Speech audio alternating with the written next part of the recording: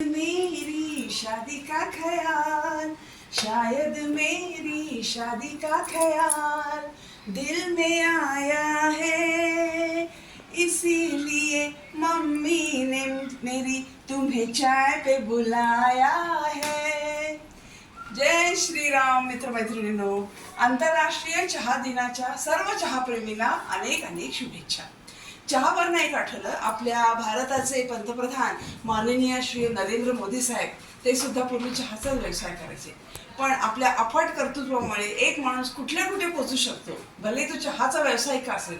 Hats off to him, really really. आता चहा निमित्त आहे बोलायचंय बरं का.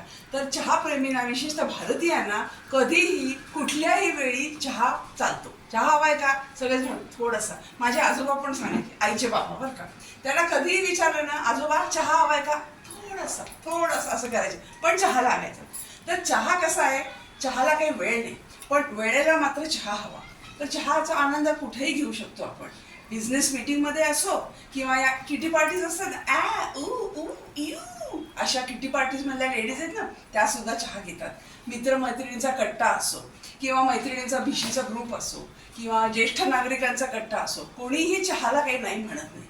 आता मला एक 5 स्टार हॉटेलमध्ये चहा पिण्याचा एक योग आला. योग म्हणून एक तर काय, तर चहा कसला होतो, इतकं पानसट पाणी होतं ते, काय नुसतं ते उकळलं होतं आणि नुसतं त्याच्यात साखर घातली, ती चहा नावापुरता होता आणि नुसतं ते पाणी, पानसट पाणी प्यायला दिलं. आणि किंमत केवढी त्याची, बाप रे.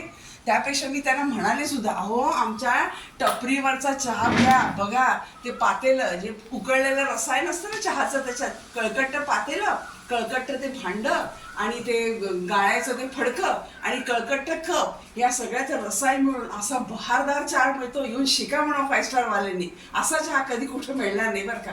जसं आपले लेखक आहेत पु ल देशपांडे म्हणायचे की काही अविचारी गृहिणी घरी भेळ करण्याचा प्रोग्राम करतात, पण ते म्हणायचे की भेळ करायची ती बाहेरच भैयाजीच्या हातची, कारण भैया जितका कळकट त्याची भेळ तेवढीच चविष्ट. त्याचप्रमाणे बाहेरच्या टपरीत मिळणारा जो चहा आहे तो सगळ्यात बहारदार. आणि आता मान्सून आता लवकर येतोय, मान्सूनचं आगमन होईल आता काही वर्षात, काही महिन्यात. तर इमॅजिन करा, आपण गॅलरीत बसतोय, खूप पाऊस पडतोय आणि त्या वेळेला एक चहाचा कप आणि गरमागरम भजी ह्याचा आस्वाद घ्यायचा. काय तोंडाला पाणी सुटलं की नाही.